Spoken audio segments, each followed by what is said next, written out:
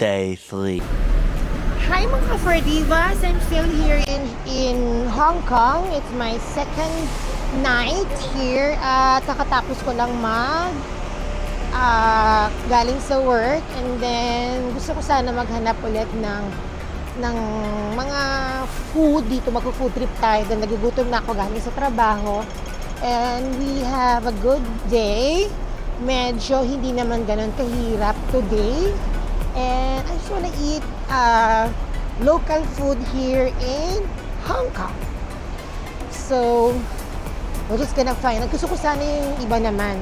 Kasi, you know what guys?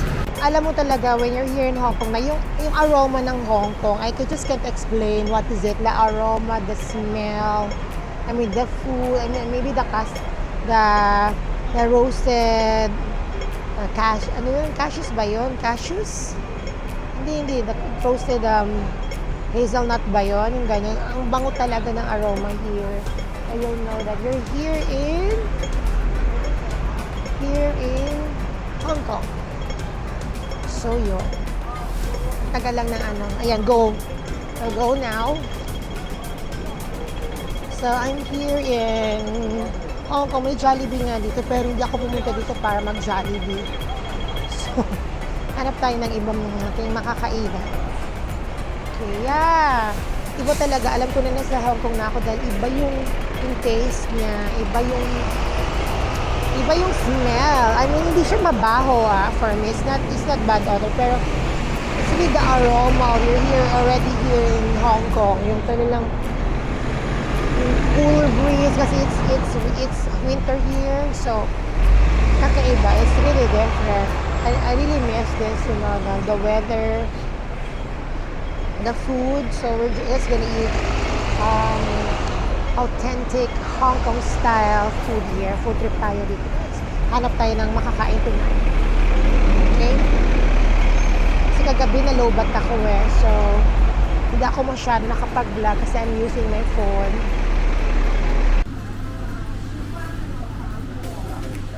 Yes guys, nandito ako sa isang Chinese restaurant and I ordered pusit pork with rice again. So, ayun, it's $82. Medyo mahal siya dito, pricey. Gutom na ako. So, kain tayo ulit ng roasted pork. Kasi may coke naman. So, kakain tayo. Not sure. Ano meron sa restaurant ko. Ako naman yung restaurant nila. Ayun, kakain tayo dito.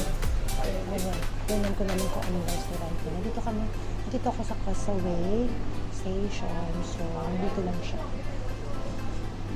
Gutom na ako. Try naman natin kung anong roasted pork talagang gusto ko dito. Sige lang. Try lang natin ulit. Ayan na siya. Okay. This is it? It's takeaway. So, nag-takeaway na lang ako. So, doon ko nakakainin sa hotel. Okay? Yes, guys. Nag-order lang ako dito sa Tongki Bao Dim. Diba? Dito. Order lang ako ng kanilang pork and shrimp dumplings and chicken feet. So, nag-order ako ng chicken feet nila dito. Ayan. I don't know kung kikita nyo. Ayan. Dito ako nag-order. So, ito yung order ko. Yan. Itong in-order ko. Ayan. So, tingnan natin ko. Okay. Ayan. Okay, pay na tayo. We'll pay.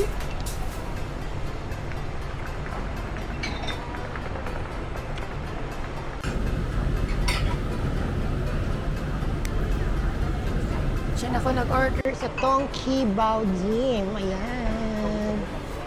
Ayan, sa Tongki Bao Dim. Dito lang siya sa labas I-try ko lang siya. Ayan. I don't know kung magkano yung akin. Itong in-order ko. $22 daw yung chicken spit at yung dim sum. Ayan, try lang natin.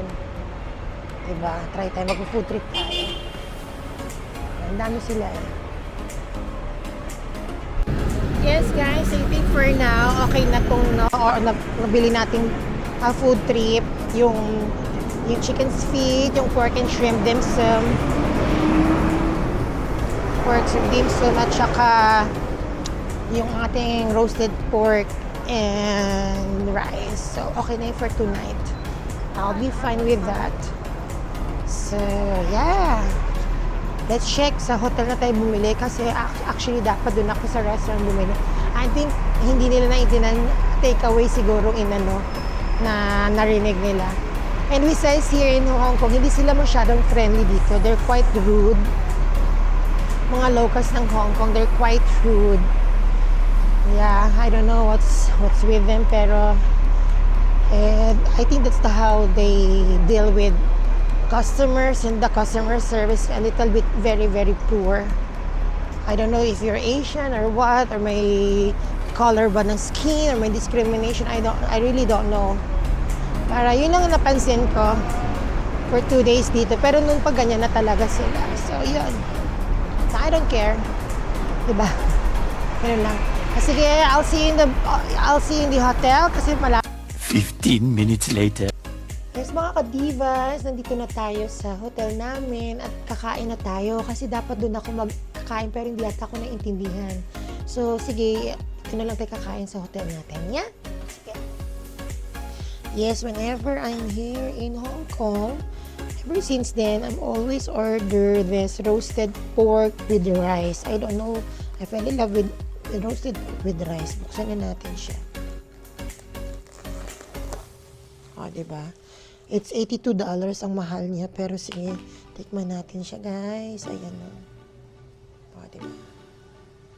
Then I ordered also doon sa ano ba ito? Sa Tongki Bao Dim. Ayan. Sige, tayo natin ito. Yung dimsum nilang wow. Yung kanilang chicken's feet at pork and shrimp siomai. Tikman natin sila, guys. Yes, guys. Let's eat na tayo ng ating roasted pork. Yan, my favorite roasted pork and chicken's feet at ang kanyang pork and shrimp siomai. Kain na tayo. Sobrang gutom na ako. Dapat kasi doon ako kakain. Ewan ko ba? Hindi nila ako pinakain doon sa kanilang restaurant. At saka, doon sila, wala silang sauce. Yun lang, ganun lang. Ayan. Kuha nyo naman. Ang lambot ng kanilang.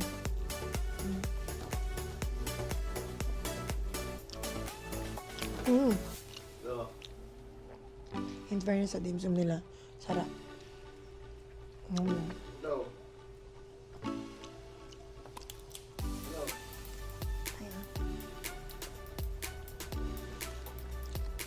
Matsiksik.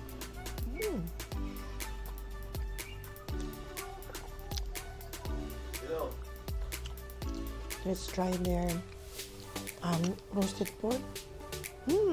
Let's start.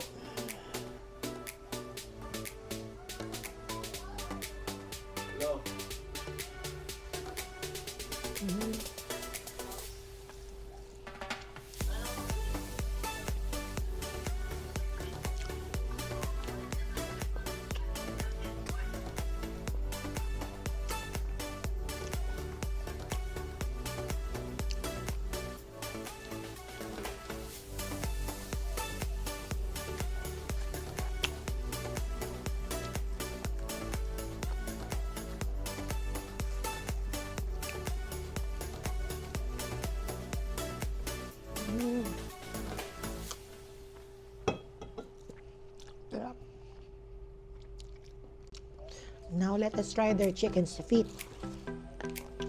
Yan. Tignan natin kung okay ba chicken's feet nila.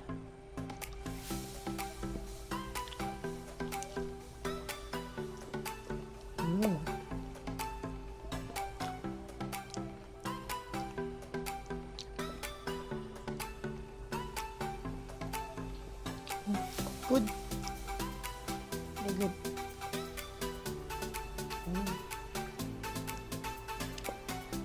Malaki yung mga chicken nila dito. Laki ng chicken skin.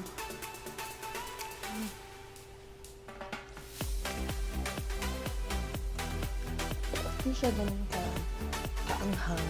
Not too spicy. Not too intimidating, guys. Very tasty. With black beans.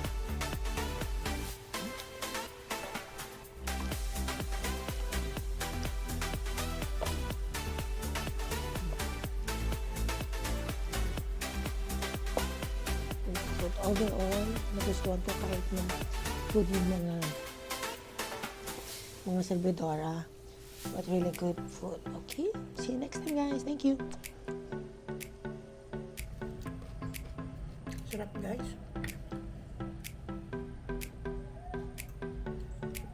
Alam niyo, hindi ko pa natatay yung wonton roasted charge.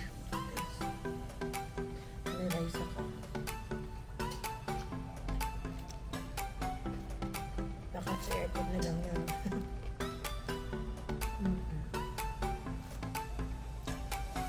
Saan na? Nagagalit din ako. Alam mo eh.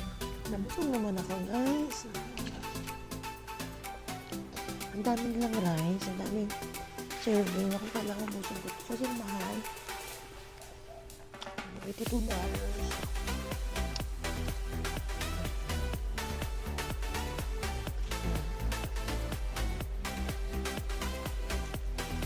Rice pa ako.